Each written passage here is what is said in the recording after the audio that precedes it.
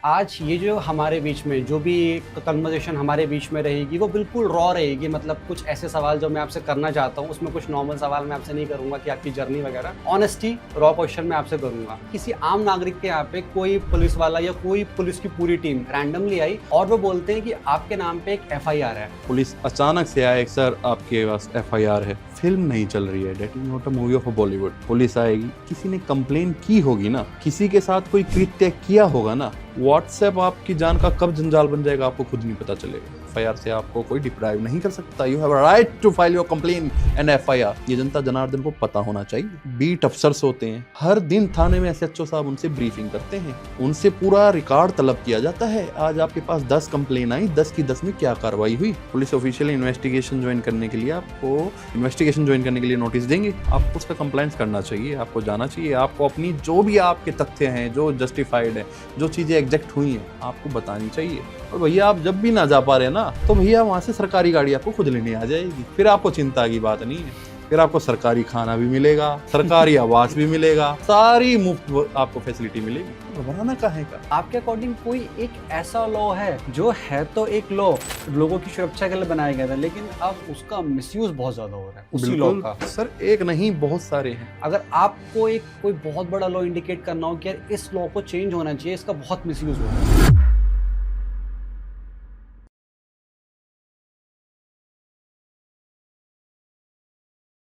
So, hello guys and welcome to the first episode of the HKD podcast। और मेरे इस first episode के अंदर जो हमारे फर्स्ट इंसान हमारे साथ हैं वो मेरे एक बहुत ही अच्छे दोस्त एडवोकेट मिस्टर सुमित कुमार मेरे साथ हैं। सो वेलकम सुमित भाई इन आवर फर्स्ट एपिसोड। नमस्कार सर। सो सुमित भाई, जैसा कि आप एडवोकेट हैं, वकील हैं, अधिवक्ता हैं, कहते हैं कि अधिवक्ता के बहुत सारे रूप हैं और आज ये जो हमारे बीच में जो भी कन्वर्सेशन हमारे बीच में रहेगी वो बिल्कुल रॉ रहेगी। मतलब कुछ ऐसे सवाल जो मैं आपसे करना चाहता हूँ उसमें कुछ नॉर्मल सवाल मैं आपसे नहीं करूँगा कि आपकी जर्नी वगैरह, ऑनेस्टी रॉ क्वेश्चन मैं आपसे करूँगा।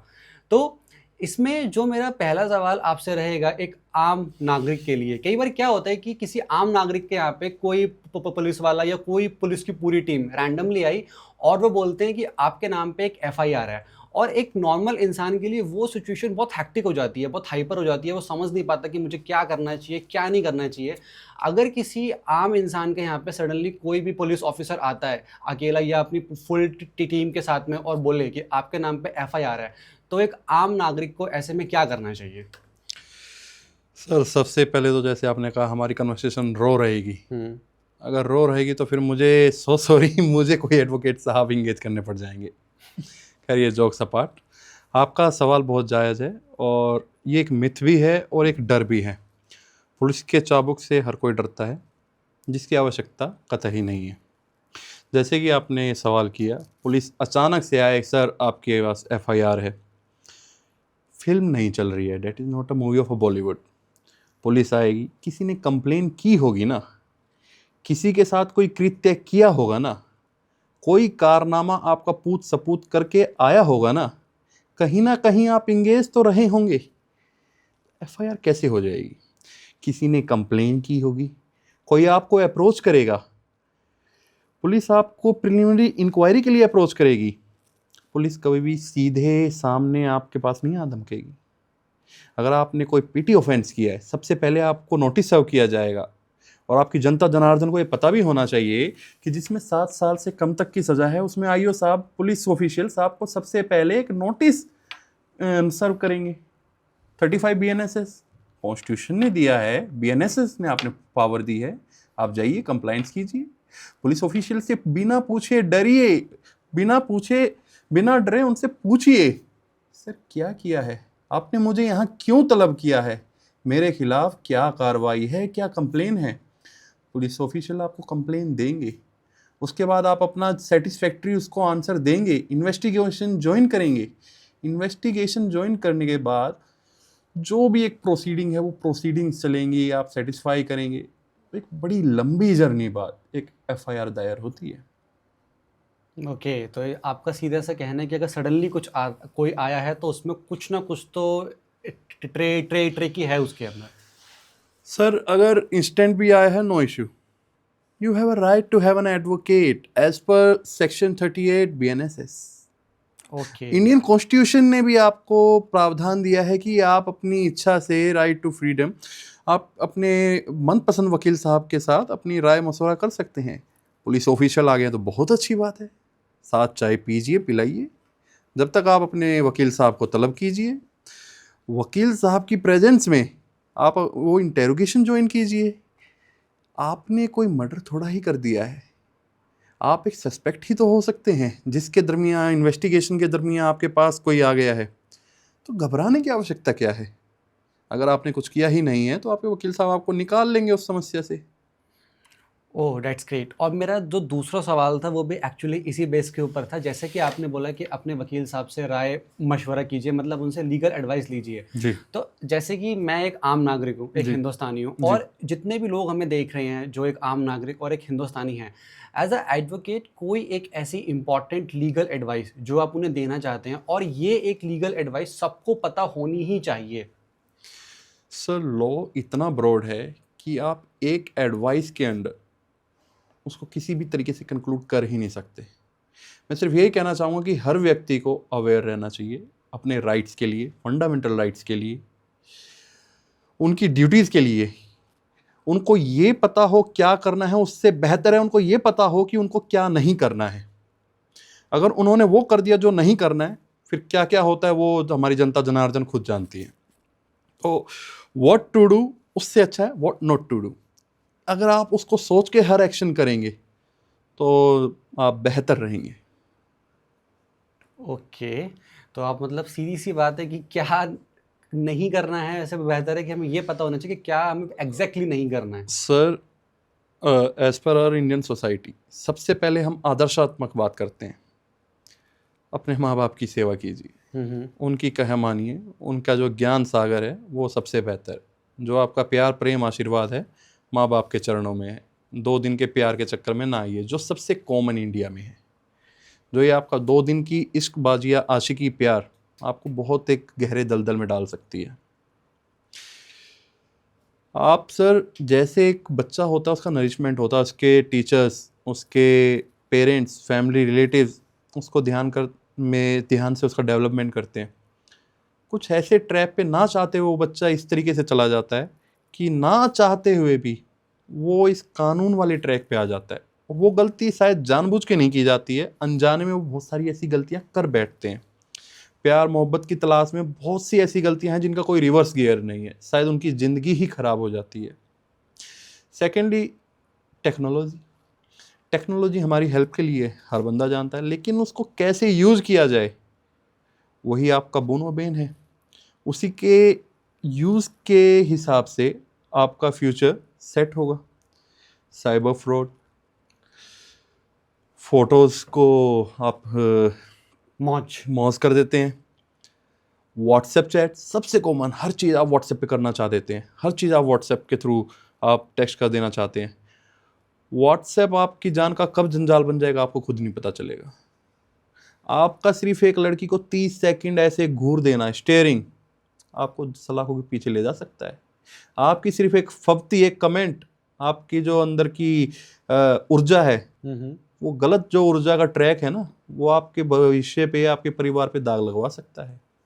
सर, इतना ब्रॉड एस्पेक्ट है, इतने सारे कानून हैं, हम एक हाथ से कुछ नहीं कह सकते। इतना ब्रॉड है, इतना ब्रॉड है।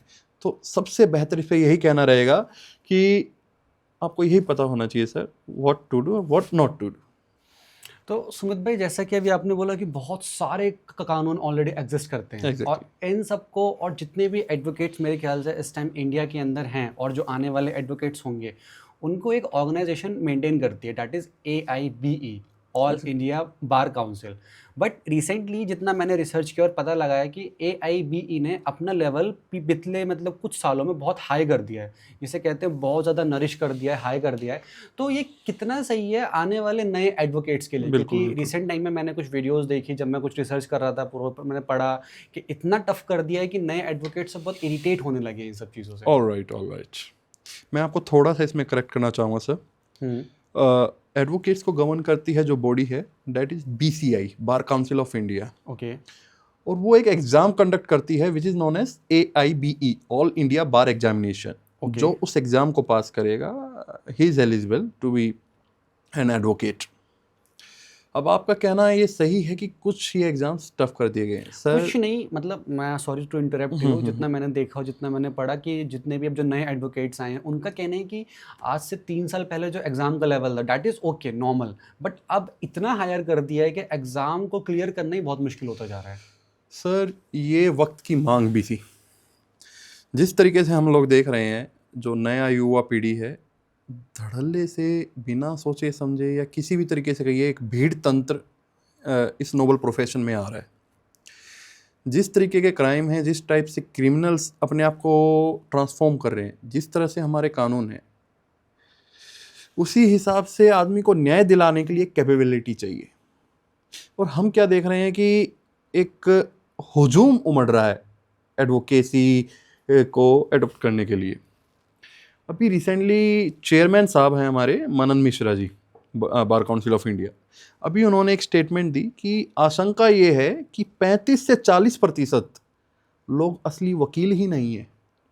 सिर्फ उन्होंने एक पोशाक धारण कर ली है, गले में बैंड लगा लिया है, काला कोट पहन लिया है और जाके कोर्ट परिसर में प्रैक्टिस कर रहे हैं। अभी 2019-20 से लेके 2026 तक एक drive bar council of India ने चलाई जिसमें कि वेरिफिकेशन ऑफ एडवोकेट की जा रही थी कि भैया हमें बताइए आप जायज़ एडवोकेट हैं कि नहीं, अपने डॉक्यूमेंट्स हमें दीजिए, जिसमें हर आदमी ने अपना डॉक्यूमेंट दिया।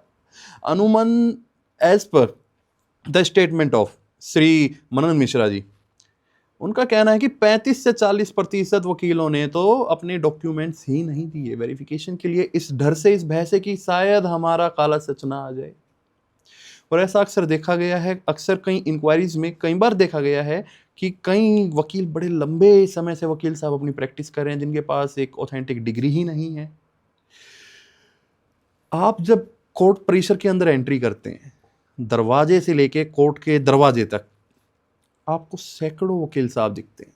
आपकी धारणा एक होती है कि ये काले वस्त्र पहना, ये काला कोट पहना मेरा कोई अपना है, मेरा हितकारी है, शायद मेरी बेगुनाही का रास्ता इस आदमी से होके जाएगा।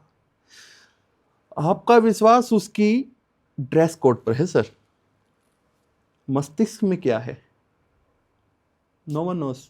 बट मैं इसी के ऊपर आने वाला था। लेट सपोज आज मेरे से जाने अनजाने कोई भी गलती हो जाए और मैं गया एक अच्छे वकील को ढूंढने, जैसे कहते हैं कि जो मेरी प्रॉब्लम सॉल्व करे, तो मैं बहुत होप में गया हूँ। बट जैसे ही आप एक कोर्ट के अंदर एंटर करते हो, वहाँ पे आप देखते हो कि लाइन से वकीलों के जैसे पूरी एक लाइन लगी हुई है। तो ऐसे में मैं कैसे आइडेंटिफाई करूँ कि हाँ ये इंसान ही मेरे को न्याय दिलवाएगा, मेरा फ़ायदा उठाए बिना? सर ये समस्या हमारे सामने आई, इसी चीज़ को दूर करने के लिए वेरिफिकेशंस BCI ने स्टार्ट की। इस वेरिफिकेशन प्रोसेस के होने के बाद ही यह पता चला कि भैया इतने हम लोगों में से ऑथेंटिक लोग हैं और इतने लोग सिर्फ एक भेष धारण करे हमारे बीच में घूम रहे हैं। इसी चीज़ को रेक्टिफाई करने के लिए सर ये वेरिफिकेशन प्रोसेस को प्रोसीड किया गया फर्दर, उन लोगों पे नकेल कसी जा रही है। सेकेंडली सर ये एक नोबल प्रोफेशन है, आपका ट्रस्ट ही आपके मैटर को कंटेस्ट करवाएगा और आपको न्याय दिलवाएगा। आपको ये कोई भी क्लाइंट है उसको सबसे पहले वकील साहब का जो पास्ट रिकॉर्ड है उसको एग्जामिन कर लेना चाहिए, उनसे राय मशवरा करना चाहिए। राय मशवरा करके वहाँ मत ठहरिए, आगे चाहिए ना, दूसरे वकील साहब, तीसरे वकील साहब, चौथे वकील साहब, राय तो लीजिए, एडवाइस लीजिए। देखिए जी, हर किसी का साउंड माइंड जो होता है ना, एक आदमी उसका एक एक्सटेंट होता है और वो उस एक्सटेंट से आदमी को आइडेंटिफाई करता है कि who is the authentic person. वो जो आपका एक्सटेंट होगा ना सर, जो आपकी एक वो आपकी इन्वेस्टिगेशन स्टार्ट करने से पहले आपको अपने एडवोकेट साहब की इन्वेस्टिगेशन कंडक्ट करनी है। लेकिन इसमें तो ये है ना कि यार जाने अनजाने अगर मेरे से कोई गलती हुई भी या नहीं भी हुई तो मेरे अंदर एक फियर है, तभी तो मैं उस फियर में कोर्ट में आया हूँ। तो उस फियर में मैं एक वकील की पूरी हिस्ट्री कैसे आइडेंटिफाई करूंगा? मतलब मैं तो पहले से ही खौफ में हूँ, तो कैसे? आप उनके जो प्रीवियस ऑर्डर शीट्स होंगी उनसे पूछिए, क्या आपने मेरे जैसे, जिस तरह का मेरा मामला है, क्या इस तरह का मामला पहले आपने डील किया है? मेरे जैसे मामले में क्या होगा?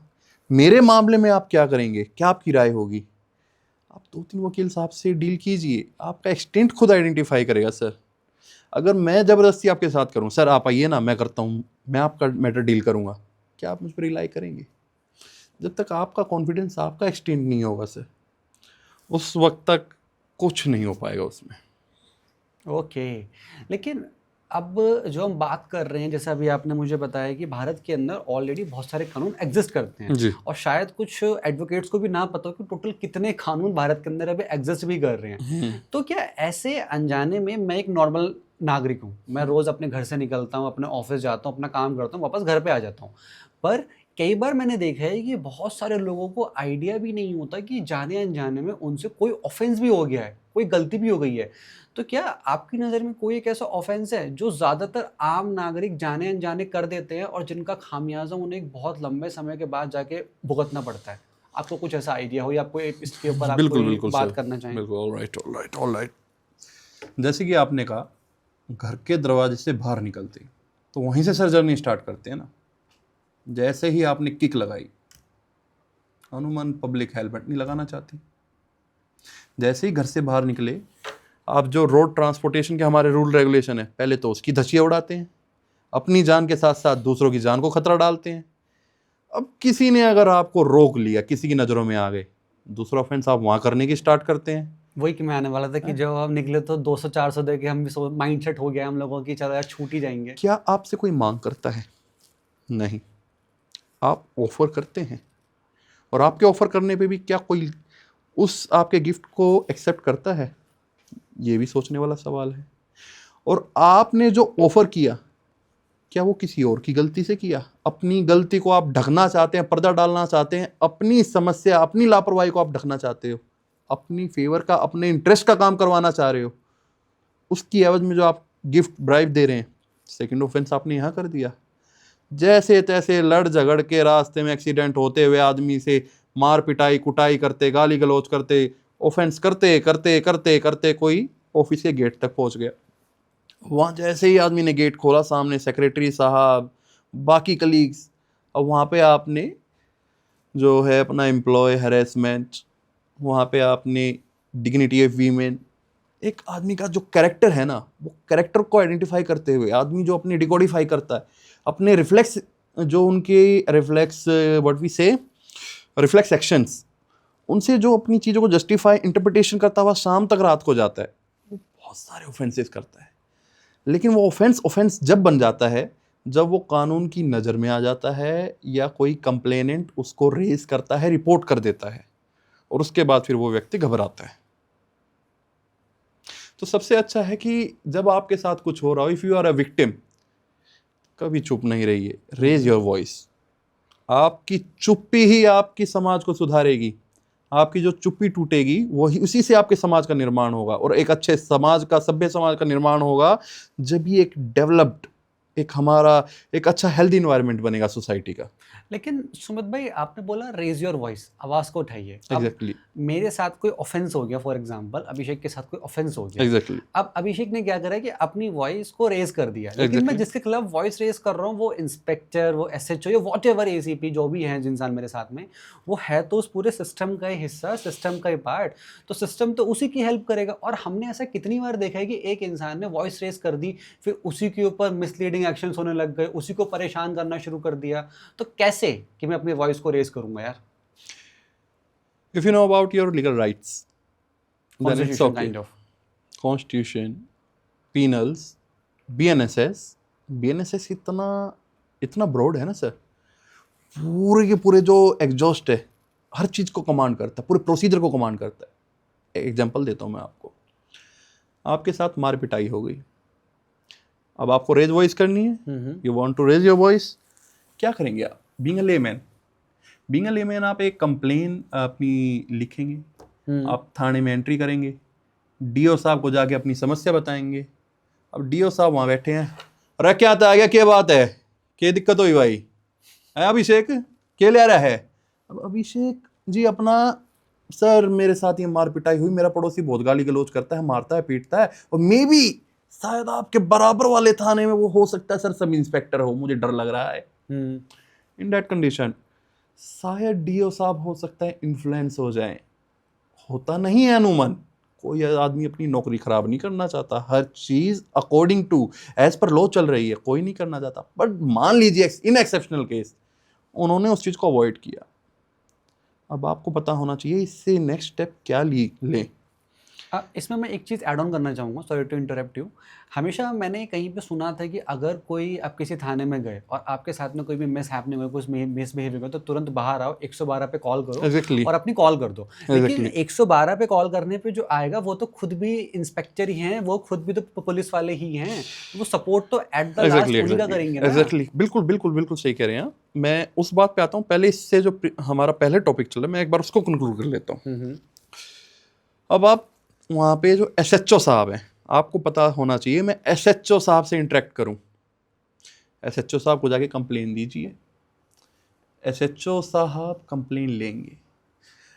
As per the landmark judgment of Lalita Kumari versus state of UP, supreme court की, ऑनरेबल सुप्रीम कोर्ट की लैंडमार्क जजमेंट है, एफआईआर से आपको कोई डिप्राइव नहीं कर सकता। You have a right to file your complain and FIR. ये जनता जनार्दन को पता होना चाहिए। आपका काम क्या है, कंप्लेन लेके जाइए, उसकी कॉपी लेके जाइए, उसको दीजिए। सर ये मेरी एक छोटी सी प्रार्थना है, आप इसको फाड़िए, फेंकिए, कुछ कीजिए, मुझे सिर्फ इस पे एक GD number, general diary number, एक जीडी नंबर इस पे आप मेरे को रिसीविंग करके दे दीजिए। आपका इतना ही काम है सर। अब एसएचओ साहब भी बोले अरे मेरा सब इंस्पेक्टर है यार, कोई बात ना, गणा बेचारा मेहनती आदमी है, छो में उन्होंने मार पीट दिया होगा, कोई बात ना। आप वो डॉक्यूमेंट एक अपना मैटर ऑफ रिकॉर्ड हो गया, अपनी प्रेजेंस को वहां रिकॉर्ड कराइए। अब आपको पता होना चाहिए इसके बाद मेरे पास क्या राइट है। यू हैव अ राइट, आप एसीपी साहब के पास जा सकते हैं। एसीपी साहब इज सुपीरियर ऑफ एसएचओ, आप जाइए। ये बनी बनाई ये नेचुरल चीज नहीं है, ये वो चीज है जो कानून में लिखी हुई है, बीएनएसएस में लिखी हुई है। कंप्लेन वहां पहुंचाइए। मान लीजिए कार्रवाई नहीं हुई, उन्होंने भी कह दिया बाबूजी अरे हमारे पुलिस वाले हैं बाबूजी, हम नहीं मानते हैं उनको, हमरा बहुत मेहनती आदमी है, हम नहीं उनकी सुनेंगे। अब उन्होंने भेज दिया, भैया आप घर जाइए, आप डर के, यार एसीपी साहब भी नहीं सुन रहे, अब मैं क्या करूं। आप उसके बाद डीसीपी साहब के पास चाहिए, वहां भी एक कोई सिंह साहब बैठे होंगे, वहां पे अपनी कंप्लेन फाइल कीजिए, आपका काम वहां से होगा। डीसीपी साहब के पास जाइए, ये भी बीएनएसएस में एक लॉ है, ये एक प्रोसीजर है सर। कहां पे आयाम आएगा ये चीज कंफर्म नहीं है, लेकिन that is a procedure, you have to follow it. अगर आप लास्ट लड़ाई लास्ट तक लड़ना चाहते हैं, डीसी मेनली एसएचओ लेवल से ऊपर जाती है सर, कंप्लेन पे कार्रवाई होती है अनुमान 90% या कहें 99%। इन एक्सेप्शनल केस डीसीपी साहब तक भी कार्रवाई नहीं हुई, then you have a right to file an application under 156(3) along with 200 CRPC, that is alternative sections of BNSS। यानी कि अब आप जाएंगे, मजिस्ट्रेट साहब हमने कंप्लेन एसएचओ साहब को दी, ये एसीपी साहब को दी, इस तारीख को डीसीपी साहब को दी, कार्रवाई नहीं हुई। नागरिक हूं ना मैं इस देश का, कानून में मेरा राइट है ना। मैं सर तीनों के पास गया, आप ही मेरे आका हो, आप ही प्रहरी हो संविधान के, आपका राइट है, मेरे जो हितों की रक्षा कीजिए। ऑन रिकॉर्ड चीज़ें चल रही हैं, वो सब रिकॉर्ड्स आपको वहाँ कोर्ट में देने हैं। मजिस्ट्रेट साहब वहाँ से पावर है, वो वहाँ से ऑर्डर पास करेंगे और एफआईआर दर्ज होगी, और हर आदमी तलब होगा, एफआईआर दर्ज होगी, इंटेरोगेशन होगी, चार्जशीट फाइल होगी, पूरा का पूरा प्रोसीजर फॉलो होता है सर। अब आप एसएचओ, जैसे कि सवाल था, एसएचओ साहब ने कुछ नहीं किया, मैं थाने के बाहर आ गया, 112 पे कॉल कर दिया। आपको ना पता हो सर, जो 112 पे कॉल की जाती है that is also a matter of record, वो कॉल्स रिकॉर्ड होती हैं। हर किसी से सवाल किया जाएगा कि आपके पास ये कार्रवाई हुई, आपने क्या किया, आपके पास ये शिकायत आई, आपने क्या किया, आपकी जो ड्यूटी थी, रिस्पॉन्सिबिलिटी थी, दायित्व थे, वो क्यों नहीं निभाए, क्या कारण रहा, किसकी वजह से रही, क्या लापरवाही रही, हर किसी को नाप दिया जाएगा। और एक प्रोटोकॉल है सर, जैसे ही 112 की कंप्लेन होती है, बीट अफसर्स होते हैं, हर दिन थाने में एसएचओ साहब उनसे ब्रीफिंग करते हैं, उनसे पूरा रिकॉर्ड तलब किया जाता है, आज आपके पास 10 कंप्लेन आई, 10 की 10 में क्या कार्रवाई हुई। तो सर मैं ये कहूँगा कि अंधा कानून नहीं है, लेकिन इन एनी एक्सेप्शनल केस आपके साथ कुछ गलत हो रहा है तो आपके कानून ने आपको पुरजोर रूप से सिक्योर किया हुआ है, गार्ड किया हुआ है, आपको वेपन्स दिए हुए हैं कि किस तरीके से आप अपने आप को सिक्योर करेंगे, अपने राइट्स को सिक्योर करेंगे, अपनी आपको प्रोटेक्शन देंगे। तो डरने की आवश्यकता नहीं है। लोकतंत्र, हमारा प्यारा देश लोकतांत्रिक देश है, डेमोक्रेटिक कंट्री है, तो सर घबराने की आवश्यकता नहीं है। हमारे शहीदों ने पता नहीं कितनी ही जान न्यौछावर कर दी, कितने बलिदान दे दिए। वो इसीलिए दिए हैं कि अंग्रेज राज नहीं है, कानून आपकी रक्षा के लिए बैठा है। आप वहाँ जाइए तो सही, अपने अधिकार के लिए एक बार अपना दायित्व निभाइए तो सही। सिर्फ क्या चाहिए, you know how to raise your voice, वो कीजिए सर। मतलब सबसे पहले तो मैं यही सीखूं एक आम नागरिक के वॉइस को रेज कैसे करना है। सर कभी भी शांत ना रहें, चुप ना रहें। मैं अपना ही इंसिडेंट बताता हूँ। मेरे ऊपर बहुत सारी ड्यूटीज अप्लाई होती हैं। I am also an officer of court of law. ठीक है। We all the advocates are the law officers of the court. Sir जहाँ गलत हो रहा है हमारा टोकना फर्ज है, दायित्व है, ड्यूटी है। रिसेंटली अभी लास्ट वीक में सर दिल्ली मेट्रो से कहीं जा रहा था, कड़कड़डूमा कोर्ट से 30 जारी कोर्ट की तरफ। कुछ यंगस्टर्स, 3-4 लड़के और कॉलेज गोइंग 18-20 साल के, एक पंडित जी बराबर में बैठे हुए जो बनारस से आए हुए थे। उन्होंने उनके साथ अश्लीलता की हदें पार की, उनसे क्वेरी, सवाल, प्रैंक्स। मैं सब चीज़ें देख रहा हूँ, 1 मिनट 2 मिनट 5, शायद अब शांत हो जाए, शायद अब शांत हो जाए। लाइन में पूरी भीड़ मेट्रो में, दिल्ली मेट्रो में लबालब है, सब आदमी देख रहे हैं और उनके मजाक में उनको सपोर्ट कर रहे हैं। अब उनके सवाल भी बड़े पिटी पिटी, बड़े बेवकूफ़ी, मतलब शोभनीय नहीं थे। मैं सारी वो कहानी वृत्तांत में नहीं बता पाऊंगा समय सीमा की वजह से, और वो इतनी अश्लील थी, बताने लायक भी नहीं है। लेकिन उनमें से अगर मैं 1-2 बात उठाऊं तो वो अपने दोस्तों पे फप्तियां कसते हुए, मजाक करते हुए, पंडित जी इसका बताइए ना रिश्ता कब होगा, पंडित जी बताइए ना ये इसको 2 लड़कियों ने मना कर दिया, तीसरी लड़की से इसका कब शादी होगी, बताइए ना लड़की, ये 4 लड़कियों को मनाने गया इसके।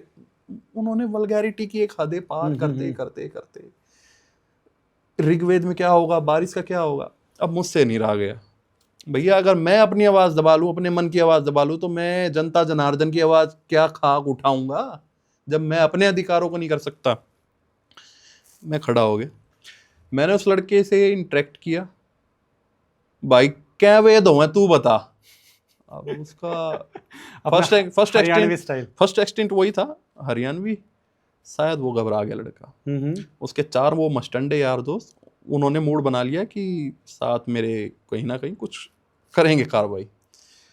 नहीं पता मुझे, मगर नहीं पता तो भाई इतना बेरा होना चाहिए। मगर तू और की बहाना ना छोड़, तू बता तेरी बहन ने कितने ता करी ना करी। उसकी वो जो बेइज्जती होने लगी ना, तो यार you are showing your reputation. आप बता रहे हैं मुझे किस फैमिली से आए हैं, क्या कर रहे हैं, इतनी देर से मैं ऑब्जर्व कर रहा हूँ। अब उसको जब हाथापाई पे वो आया, उसने मेरे हाथ में बैंड था, मैं अपनी ड्रेस कोड में था। मुझे पता आप वकील साहब हो, आप खाम खाओ, मुझे प्रॉब्लम नहीं है कि पंडित साहब को भी समस्या है कि नहीं है, मुझे इंडिविजुअली परेशानी है। आप मेरे धर्म के प्रतिनिधित्व के साथ कैसे परेशान नहीं कर रहे हैं? मेरे धर्म का जो प्रतिनिधि करने वाले पंडित जी हैं, आप उनका अपमान कर रहे हैं। आप किस धर्म से हैं मुझे पहले ये ज्ञात कराएं, हिंदू हैं भी कि नहीं, और हैं तो ये किसने अधिकार दिया आपको ये सब करने का? अब उसको जब दिखा कि वकील साहब भावी पढ़ रहे हैं, और मैंने वहाँ संबोधन किया, पब्लिक को, पूरी मेट्रो को इकट्ठा किया कि आप सब लोग ये चीज़ देख रहे हैं और जो अगल बगल बैठे हैं इसका पार्ट बन रहे हैं, क्यों अपनी वॉइस को नहीं उठा रहे हैं, क्यों इस चीज़ को ऑब्जेक्शन नहीं कर रहे हैं? पूरी पब्लिक आई, वहाँ पे ग्रैब हुआ, चीज़ें हुई। देन व्हाट ही सेड, मैं भी ऐसा वैसा नहीं हूँ, मेरे फादर एसआई दिल्ली पुलिस है। Wow, I am saying wow, क्या उनको राइट दे दिया है ये सब करने का कि आप मेट्रो में इस तरीके से न्यूसेंस क्रिएट करें? तो उन्होंने जो पंडित जी के साथ किया उससे भी मुझे कोई फ़र्क नहीं पड़ता, शायद क्योंकि वो मेरा इंडिविजुअली कॉल था। सो जब मैंने पूरी मेट्रो को संबोधन किया कि यार आप सभी इसका पार्ट बन रहे हैं, ऑब्जेक्शन नहीं कर रहे हैं, ये कैसे होगा? आप सब अपने धर्म का ही मजाक सम्मान नहीं कर रहे हैं, मजाक बनते देख रहे हैं। सब लोग, इतनी भीड़ थी, शायद एक बुजुर्ग अंकल आए, उन्होंने उसमें इंटरफेयर किया, उनको समझाने की कोशिश की। उसके बाद भी उस लड़के ने मुझसे क्या कहा, मैं ऐसा वैसा नहीं हूँ। जब उसको दिखा कि ये पब्लिक शायद उसको रगड़ देगी, मैं ऐसा वैसा कोई नहीं हूँ, मेरे पिताजी एएसआई दिल्ली पुलिस हैं। सो आई सेड वाओ। तो उनको राइट दे दिया है क्या ये सब करने का, या आपको लाइसेंस दे दिया है कि यू आर माई सन, आप कुछ भी कर सकते हैं? पहली बात तो ये। शायद वो इस तरीके से उस सिस्टम में एंगेज हो गए हैं कि उनके पास आपको पालने का टाइम नहीं है। ओके। और इफ मैं सर सुबह से शाम खाकीधारी देखता हूँ, और मैं खुद खाकीधारियों का बच्चा हूँ। हाँ हाँ मेरे हाँ। फैमिली में कम से कम 15 से 20 लोग खाकीधारी हैं। हम्म तो है यार, मैं सुबह से शाम ड्यूटी करते हुए देखता हूँ, जो मेहनत, जितनी मेहनत से वो काम कर रहे हैं, उनकी तुम 1 रुपए की भी पाई नहीं चुका पाओगे। क्या सोसाइटी में तुम एक एग्जाम्पल सेट कर रहे हो। वो लोग शांत हुए, पब्लिक ने भी बड़ा उस टाइम प्रोत्साहन, वो चीज़ें हुई। तो सर आपको पता होना चाहिए कि कहाँ आपको ऑब्जेक्ट करना है, कहाँ आपको खड़ा होकर बोलना है। तो वकील साहब एक बात बताइए, चलिए एक तो होती है नॉर्मल, लेकिन अब जब हम बात करते हैं, हम लोग आ गए हैं 21वीं सदी में, हम कहते हैं भारत 21वीं सदी में जी रहा है। जी। तो अब जो गुनाह हो रहे हैं वो फिर 21वीं सदी वाले आ रहे हैं। Alright. इन शॉर्ट मैं आ गया साइबर के ऊपर, मैं आ गया साइबर क्राइम के ऊपर। सीधी सी बात है, क्या हो रहा है आजकल, ये क्वेश्चन बहुत रेज भी हो रहा है इस टाइम पे, आपने भी नोटिस किया होगा। साइबर के अंदर लोग अपने अकाउंट्स को इस टाइम पे रेंट कर रहे हैं। कोई उनके पास आया है 2-4 हज़ार में या कुछ अमाउंट के लिए, एक वेरी एक्स अमाउंट के लिए उन्होंने अपने अकाउंट को रेंट कर दिया। ठीक है, रेंट के अंदर, सॉरी, रेंटेड अकाउंट के अंदर करोड़ों रुपए आया, करोड़ों रुपए चला गया। वो 1 करोड़ भी हो सकता है, 2 करोड़ भी, what ever the amount is lump sum. अब जो इंसान था वो तो अनजान था, उसने तो कुछ अमाउंट के लिए अपना अकाउंट रेंट कर दिया, करोड़ों रुपए आ गए। अब उसके ऊपर मल्टीपल कंप्लेंट्स भी आ गई, जब तो उसे पता नहीं चला, अब उसे पता चल रहा है। बट कहीं ना कहीं उस इंसान की गलती है, उसने अकाउंट रेंट कर दिया। So what next? क्या जो है, क्या जो पुलिस है वो कभी रियल जिन्होंने एक्चुअल फ्रॉड करा है वहां तक जा पाएगी, या जिसने जाने अनजाने अकाउंट रेंट करा, अब सारा भांडा उसके ऊपर गया?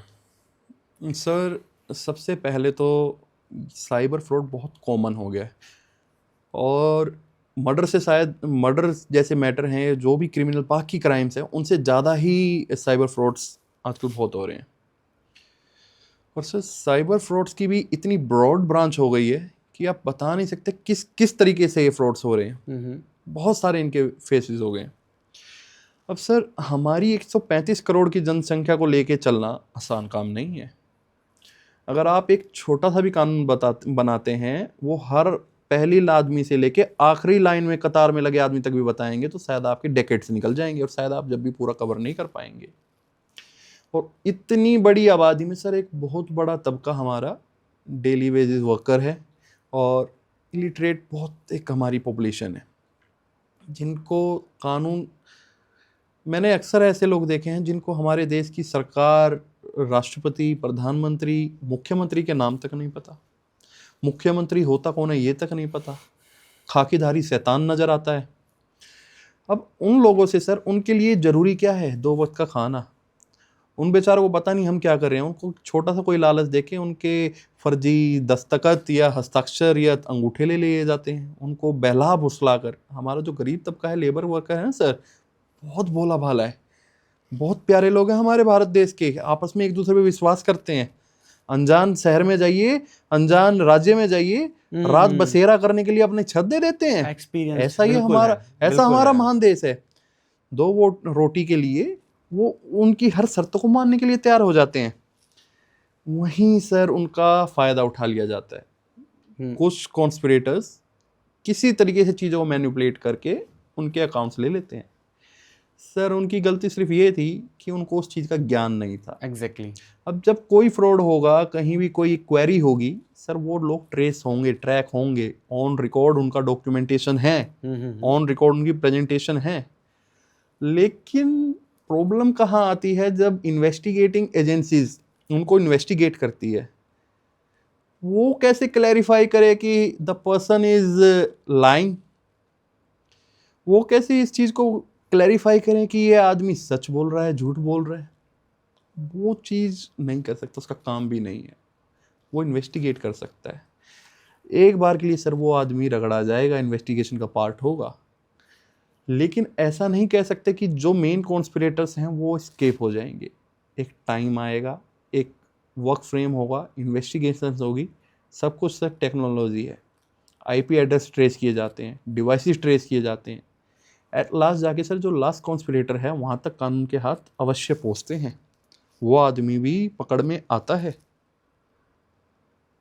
लेकिन इसमें अब एक क्वेश्चन ये आ गया, जैसे कि मैंने अपने बोला मल्टीपल ऑफ कंप्लेन, मतलब जब मैं इस पॉडकास्ट के लिए पूरी रिसर्च कर रहा था, लोगों के अकाउंट्स के ऊपर 100 कंप्लेन आ गई अलग अलग राज्यों से, किसी पे 120 आ गई, अब किसी से कहीं से नोटिस आ रहा है, कुछ आ रहा है, और इंसान को समझ नहीं आ रहा मैं दूसरे राज्य में जाऊं कैसे, क्या करूं।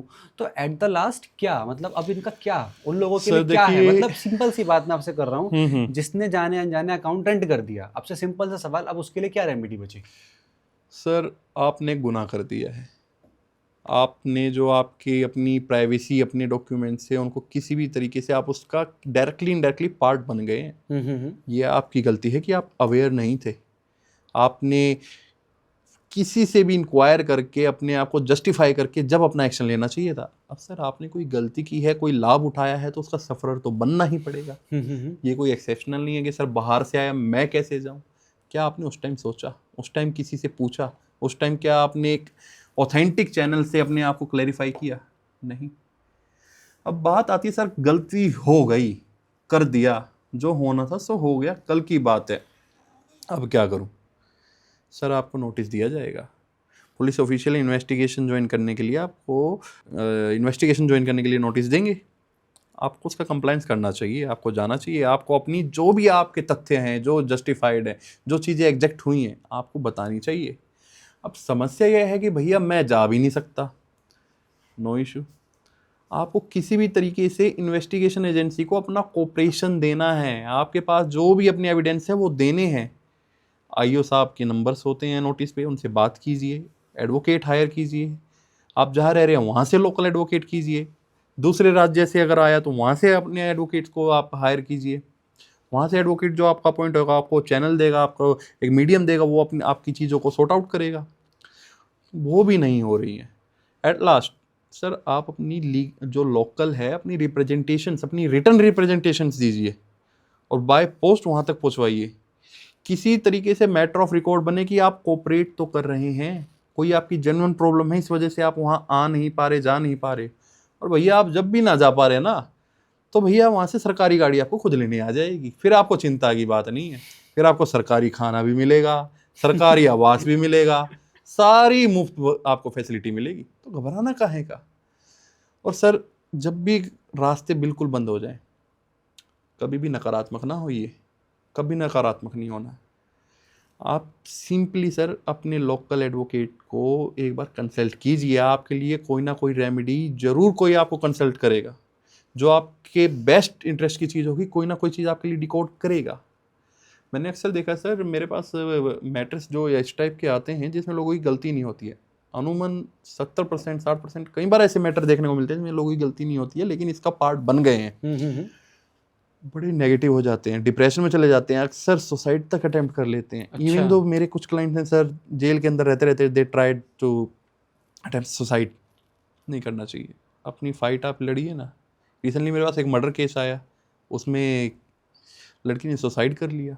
अरे आपके मरने के बाद आपकी सच्चाई कौन बताएगा? आपके घर परिवार पे, आपके नाम पे तो दामन पे एक दब्बा लग जाएगा। अपने आप को सर जस्टिफाई कीजिए ना, अपनी फाइट लड़िए, आप अपना वर्जन बताइए, क्योंकि आप अगर अपना वर्जन नहीं बताएंगे तो आपका वर्जन बताने के लिए दुनिया जहान के लोग हैं, और दुनिया जहान के वर्जन आपके लिए क्रिएट कर दिए जाएंगे। तो सर अपनी फाइट लड़िए, कभी नेगेटिव ना होए, मेरा आपसे यही सलाह है सर। ठीक है, तो ये तो एक बात थी, लेकिन अब जब हम एक कोर्ट रूम के अंदर जाते हैं, एक बात हम हमेशा से सुनते आए हैं, जिसके पास मनी और पावर होगी, कहीं ना कहीं वो ऑटोमेटिकली जीत जाता है।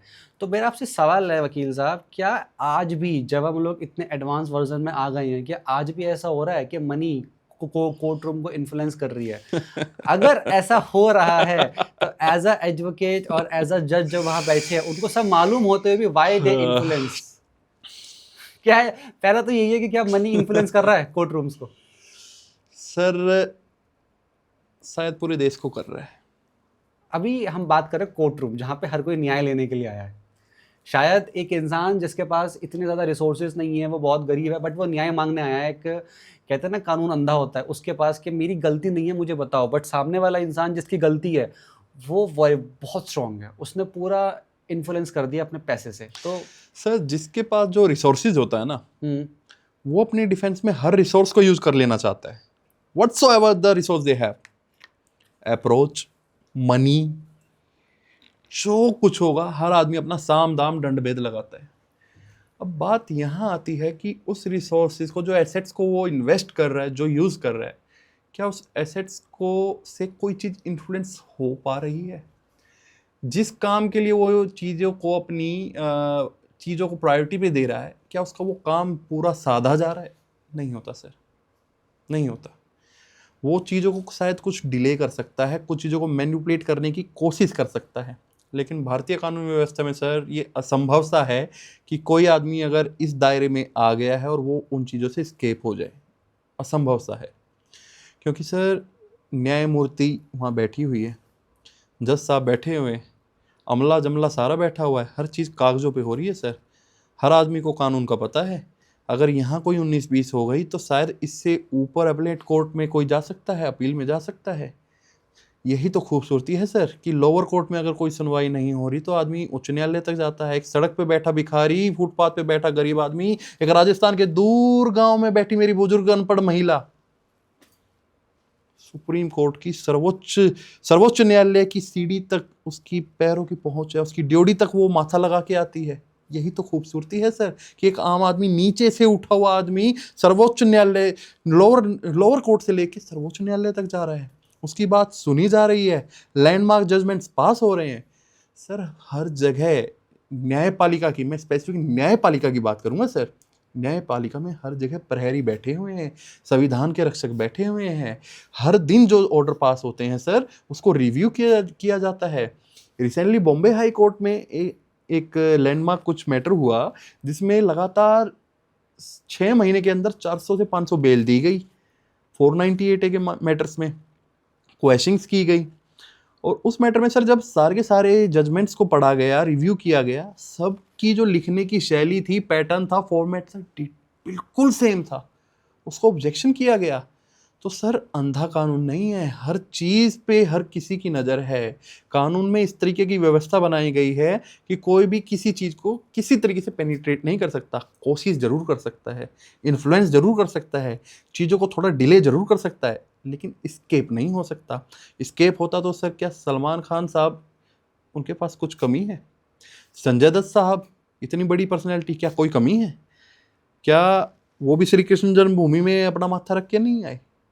राजपाल साहब हैं, बड़े बड़े नेता, राजनेता, हमारे बाबा राम रहीम, रामपाल, सर बड़े से बड़े इन्फ्लुएंस पर्सनैलिटीज हैं जिनके पास शायद पैसों की कमी नहीं है, लेकिन न्यायपालिका के दरवाजे पे सर हर कोई नतमस्तक है, चाहे कोई एसएचओ साहब हो या कोई आईएएस साहब हो या कोई बड़ी से बड़ी पर्सनैलिटी हो। सर ये असंभव सा है, और जिसके पास कोई साधन ही ना है, गरीब आदमी हो, वो तो देगा ही क्या सर? लेकिन जब हम बात कर रहे हैं इंडिया में लॉज की, कि तो बहुत सारे लॉज इंडिया के अंदर एग्जिस्ट कर रहे हैं, जो हम स्टार्टिंग से बात करते आ रहे हैं इस पूरे सेशन के अंदर। एक सवाल है, क्या आपके अकॉर्डिंग कोई एक ऐसा लॉ है जो है तो एक लॉ लोगों की सुरक्षा के लिए बनाया गया था, लेकिन अब उसका मिसयूज बहुत ज़्यादा हो रहा है उसी लॉ का? सर एक नहीं, बहुत सारे हैं। अगर आपको एक कोई बहुत बड़ा लॉ इंडिकेट करना हो कि यार इस लॉ को चेंज होना चाहिए, इसका बहुत मिसयूज हो रहा है। सर मैं स्पेसिफिक मैट्रिमोनियल्स की बात करूंगा, जो मैट्रिमोनियल्स ब्रांच है हमारी, शादीशुदा या फिर डाइवोर्स केसेस काइंड ऑफ। बिल्कुल बिल्कुल सर, ये जो एक एक्सटॉर्शन का एक फैमिली पैकेज बन के आता है सर, मैं स्पेसिफिक इसकी बात करूंगा। स्पेसिफिकली सर जो महिलाओं की सुरक्षा के लिए नियम बनाए गए, जो कानून बनाए गए, उनका जिस तरीके से दुरुपयोग हो रहा है, बनाए तो किसी और वजह से गए थे, उनकी सुरक्षा के लिए था, लेकिन उनको अप्लाई किस तरीके से किया जा रहा है, सोचने वाला विषय है सर। प्रोटेक्शन, जो बालिग बच्चे हो जाते हैं सर, उनको प्रोटेक्शन बनाया उनकी प्रोटेक्शन के लिए था, बट उसका क्या हो रहा है? मिसयूज। समाज को जिस चीज़ के लिए ज़रूरत थी उसके बिल्कुल अपोजिट चीज़ें जा रही हैं। आप सर एक आदमी, नया लड़का, बिल्कुल अपनी शादीशुदा ज़िंदगी बड़े अरमानों से सजाता है, लड़का या लड़की। पुराने वक्त में सर एक पैट्रियट की हमारी सोसाइटी थी, उस टाइम ज़रूरत थी उस चीज़ की, शायद आज भी ज़रूरत है। जो रूरल एरियाज़ हैं, जो बिल्कुल बैकवर्ड एरियाज़ हैं, आज भी ज़रूरत है। वो जो बनाए गए कानून उन लोगों की सहूलियत के लिए बनाए गए थे ताकि वो प्रोटेक्टेड रहें, लेकिन इन चीज़ों को इस तरीके से मैनिपुलेट करके एक एग्रेसिव वेपन की तरह यूज़ किया जा रहा है। कोई भी कहा सुनी हो जाती है शादी के 2 दिन बाद। सबसे पहले भैया मैं चलिए अपने घर जाने के बाद उसके यारे प्यारे आस पड़ोसी हितकारी इंटरेस्ट वाले वो उसको सलाह देंगे। अब उसकी वहाँ से कोर्ट की फाइलिंग स्टार्ट होंगी। वहाँ से सर उसके ऊपर सबसे पहले 498 CAW सेल महिला लड़के सेल, के ऊपर, लड़के के ऊपर, चाहे उसकी कोई गलती भी ना हो। सर लड़के की गलती अक्सर नहीं होती है। मतलब आपका जो एक्सपीरियंस है, आप ये कहना चाहते हो कि लड़कों की गलती नहीं होती ज़्यादातर केसेस में? ज़्यादातर बोल रहा हूँ मैं। कहना गलत नहीं होगा सर, कहना गलत नहीं होगा। कहना गलत नहीं होगा। आपको मैं एक छोटा सा एग्जांपल समझाता हूँ ना सर। एक लड़की अपने हस्बैंड के साथ एक रेंटल हाउस में गई। उसने अपना जो मैट्रिमोनियल है, अपना ससुराल का पक्ष है, बिल्कुल दूर रह रही है उससे 100 किलोमीटर दूर। लेकिन अक्सर देखने में ऐसी कंप्लेंट्स आती हैं, मेरी सासू माँ मुझे मारती थी, मेरा ससुर मुझ पे गंदी नजर रखता था, मेरे देवर ने मेरा फेवर लेना चाहा। जिस छत के नीचे वो एक रात नहीं रहे, वो लोग उसकी पार्टी कैसे बन गए, उन लोगों को भी उसमें कैसे नामजद कर दिया। और मैं कहूंगा 100 में से 200 कंप्लेंट्स में ये मिलेगा सर। 100 में से 200 100 में से 200 कंप्लेंट्स में 500% मिलेगा आपको ये, जिसमें कभी आपस में इंटरेक्शन तक नहीं हुआ। लव मैरिज की, तू अपनी मर्जी से गई ना, अपने जिस माँ बाप ने तेरे को 25 साल पाला वो तेरे को दुश्मन दिखने लगे जान के। उन बच्चों को वो दुश्मन दिखने लगे, घर से वो भाग गए, प्रोटेक्शन के लिए आप कोर्ट में चले गए। भैया मेरी जान को मेरे माँ बाप से खतरा है। अरे बिटिया रानी, तेरे को सुरक्षा दी गई थी कि भैया समाज ऐसा है शायद तेरे को जान से ना मार दे। तेरे माँ बाप ने तेरे लिए क्या त्याग नहीं किया, क्या तेरे लिए समर्पण नहीं किया, क्या नहीं किया तेरे लिए मेरे बच्चे। और तेरे को ये 2 दिन का प्यार उस 25 साल की तपस्या के लिए आगे दिखने लगा। जिस माँ बाप ने तेरे को भूखे प्यासे रख के, अपना फटा बनियान पहन के तेरे का पालन पोषण किया, तूने अपने भाई की इज्जत की ना सोची, तूने अपने बाप की इज्जत पकड़ी के नहीं सोची कि तू तेरे गांव में तेरे बाप के साथ क्या हो रहा होगा, उसके नाम का क्या होगा, तेरे दादा की जो इज्जत होगी, परदादा की इज्जत होगी, पूरे खानदान पे तू दाग लगा के आ गई। अपनी मर्जी से तूने लव मैरिज की, कोई बात नहीं, तेरे पास कानून था, संविधान था, दे दी प्रोटेक्शन, जा मेरे बच्चे जी ले जिंदगी। अब 2 दिन में क्या हुआ, अब फिर डिस्प्यूट आ गया। अरे डिस्प्यूट, अब क्या करें, माँ बाप तुझे पालेंगे नहीं, कैसे किस मुंह से जाएगी। प्रोटेक्शन ले रखी है ना, 25 साल से माँ बाप से खतरा था, गलती से उन्होंने पाल पोस दिया, पति से तेरी बन नहीं रही। एक काम करते हैं, शायद पति को पता चल गया है मेरे 2-4 खाते और खुले हुए थे, शायद यही तो डिस्प्यूट नहीं है, maybe I am suspected. Clarifications बाद में होती रहेंगी, कोई इशू नहीं है। अब कंप्लेंट्स का सिलसिला करते हैं। मेरी नई उम्र 20-22 साल की, फाइनेंशियल सपोर्ट चाहिए। 2-4 करोड़ ना मांगे तो क्या मांगे, 2-4 करोड़? अरे 2-4 करोड़ तो बनते हैं सर। अब मैंने जब शादी कर ही ली, कुछ हो ही गया, लाइफ खराब कर ही ली, कम से कम कुछ मांग तो लूँ, जिंदगी तो बना लूँ। अब इसके साथ तो मेरी बन नहीं रही, दूसरे के साथ जाना है, अब मेरे को वहाँ शादी करनी है, घर बसाना है, क्या कुछ नहीं करना है, कितने खर्चे हैं मेरे। लेकिन एक लड़का जिसने शायद अभी 1 करोड़ भी ना कमाया, वो 2-4 करोड़ कहाँ से लेके आएगा? सही कह रहे हो। अब मैं क्या करता हूँ, भैया पैसा नहीं देगा, छोड़ो यार, ये मेरा एक परेशानी हो गई है इस आदमी से, मैं तलाक लेती हूँ और मैं चलती हूँ दूसरी जिंदगी बसाने, नई जिंदगी बसर करूंगी, ये मुझे समझता ही नहीं है। हाँ सर तलाक दीजिए ना सर, म्यूचुअल डाइवोर्स देते हैं ना, चलिए। अब अभिषेक जी कहेंगे ठीक है मेरी sweet heart darling, let's file a divorce petition, mutually करते हैं, 2 महीने में तू फ्री मैं फ्री, अपने अपने रास्ते। यार मेरा खर्चा कहाँ से चलेगा, मैं तो एक वेपन थी, तूने बिना सोचे समझे कर लिया, तूने भी तो कौन सा अपने माँ बाप की मानी, तू भी तो ये नए लड़कपन में बिना सोचे समझे मेरे पीछे आ गया। हर्जाना कौन देगा, पेनल्टी कौन देगा, मैं क्या जानूं कहाँ से देगा, पर देगा, मैं नहीं दूंगा, देगा, मैं नहीं दूंगा। अब चलाते हैं सिलसिला, फाइलिंग। महिला सेल, CAW सेल, महिला सेल CAW सेल एक ब्रांच है दिल्ली पुलिस की, जहाँ पे महिलाओं की कंप्लेंट्स ली जाती हैं। मेरे साथ प्रताड़ना हुई, 498 मेरे भैया क्रूएल्टी हुई। मेरे ससुर ने, जिससे मैंने कभी तक आज तक नजर ही नहीं देखा, भाग के आई थी, उसने मुझसे दहेज मांग लिया। सासू माँ मेरे को बर्तन धुलवाती थी, देवर मेरे को AC में नहीं सोने देता था। दुनिया जान का, अभी भी नहीं मानेगा, पैसा तो देगा, अच्छा अब भी नहीं देगा, चलो ऐसा करते हैं भैया, 12 डीबी में चलते हैं, domestic violence.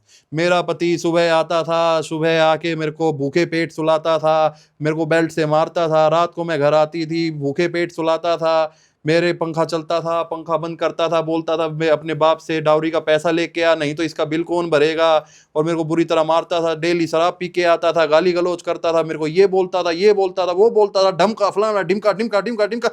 Stress, here is a stoppage. नहीं देगा, अब भी नहीं टूटा, तेरे बाप ने बड़ी इज्जत से पाला है, बड़ा दिलेर दिल है तेरा, हाँ हाँ। पर मैं हूं, तूने ऐसा जहर को मुंह लगा लिया, तोड़ेगा, मैं तोड़ूंगी ना, रुक जा। अब नया सिलसिला भैया, I want a maintenance. Deprive नहीं कर सकते, that is the right of A women.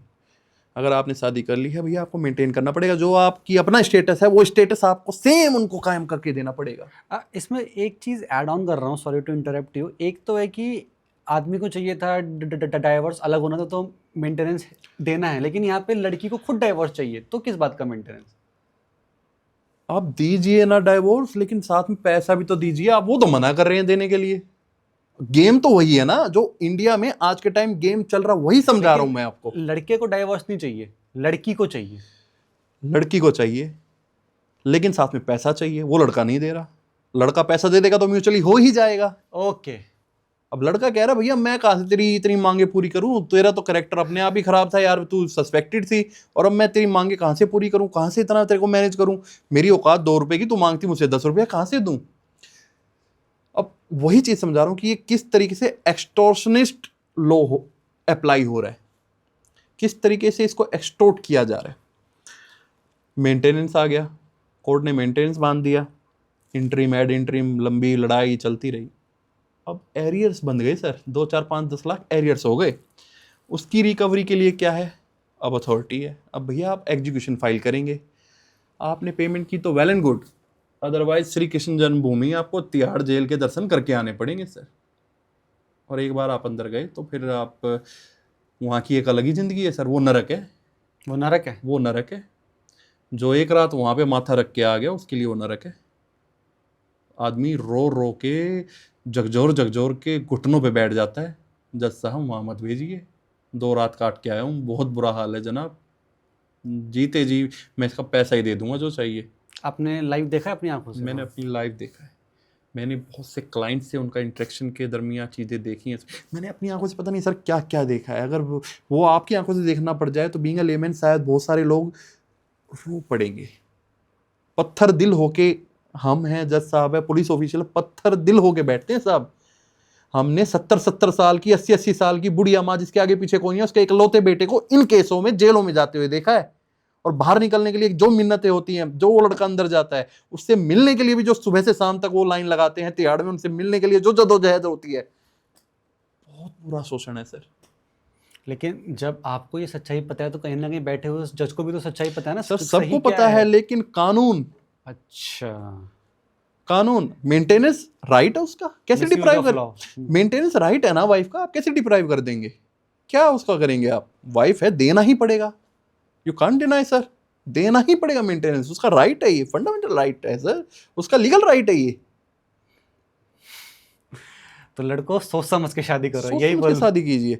अब इस पूरे सिनेरियो में क्या होगा सर, जब हाँ, ये एक फैमिली पैकेज, एक मुकदमा चालू होता है 5-6 मुकदमे तक जाता है, हाँ। 1 का 4, जैसे फिल्म होती है ना, फिल्म टिकट्स बिकती है 1 का 4, ये वो सेम सिनेरियो है। लास्ट में क्या होगा सर, इतनी लंबी लिटिगेशन झेलते हुए लड़का परेशान हो जाएगा, कितनी फीस वो एडवोकेट को देगा, कितना सब कुछ वो एरियर्स अपनी वाइफ को देगा। फाइनली लास्ट में वो आएगा, sweetheart you are right, क्योंकि महिला तो हमेशा सही ही होती है, आप सही थी, बोलिए क्या चाहिए, let's sign MOU, let's come to into settlement sign करते हैं, मैं आपको ये एलिमनी दे रहा हूँ, ये पेमेंट दे रहा हूँ, अब हम म्यूचुअल साइन करेंगे, आज के बाद तेरा मेरा कोई लेना देना नहीं है, अगर बच्चे हैं तो अब इनका अलग ड्रामा चलेगा। अब वो MOU साइन होगा, फिर म्यूचुअल डाइवोर्स फाइल होगा, वहाँ पेमेंट्स आएंगी, ये एक्सटॉर्शन पूरे तरीके से प्लान तरीके से अब फुलफिल प्लान होगा सर। मतलब लड़के के नाम पे एक लाइफ टाइम की EMI सेट हो गई। अगर आप वन टाइम एलिमनी दे देते हैं सर, जो हाँ। पूरा एक्सटॉर्शन का लास्ट है, हाँ। शायद आप उसके बाद शायद आपको राहत मिल जाएगी। ओके। लेकिन मैं बताना ये चाह रहा हूँ मेनली कि किस तरीके से इस लॉ को बड़े धड़ल्ले से सर एप्लीकेबल किया जा रहा है।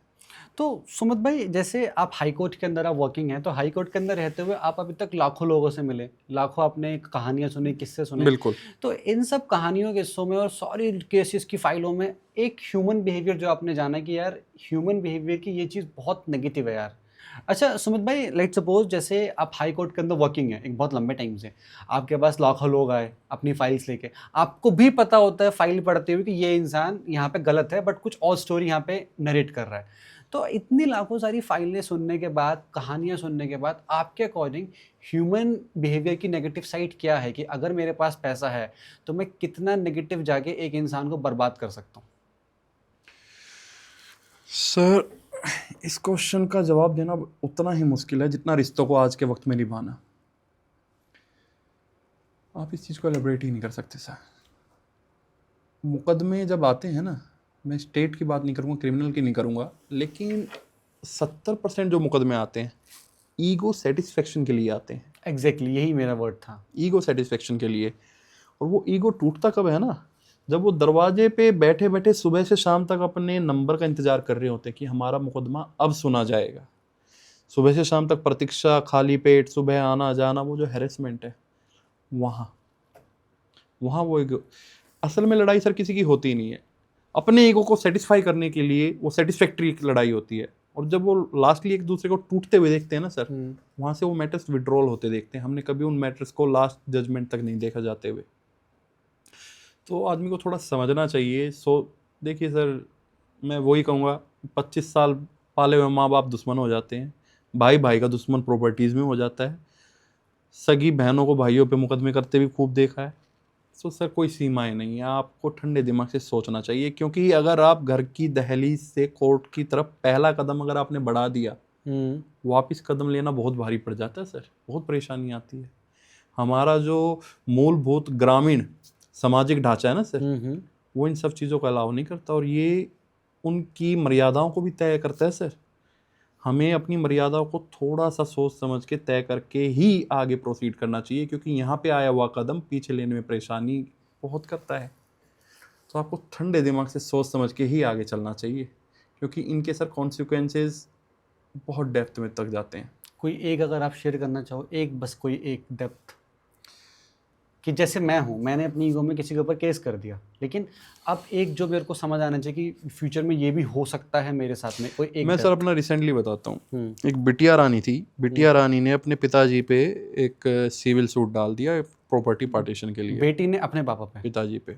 पिताजी ने मकान लिया अपनी बीवी के लिए, बच्चों के लिए, और बिटिया ने शादी कर ली। लोन की EMI पिताजी भरते थे। अभी रिसेंटली उनकी तारीख थी कोर्ट की, वो फटा सा एक बड़े गरीब किस्म के है वो थे, फटा सा एक पर्स लाते थे, उसमें से बड़ी मुश्किल से वो 100, 200, 500 रुपये निकालते थे। तो जब वो फीस देते थे तो हमारे लिए बड़ी, वो एक बयां भी नहीं कर सकते सर। उस तारीख के 2 ही दिन बाद वो आदमी का इंतकाल हो गया। उस पीछे छोड़ गया तो सिर्फ अपनी एक इकलौती बीवी। अब उसकी बेटी के हाथ में क्या रहा, बीवी ने सरेंडर कर दिया, ले बेटी बाप की तो लेगी, ले जा।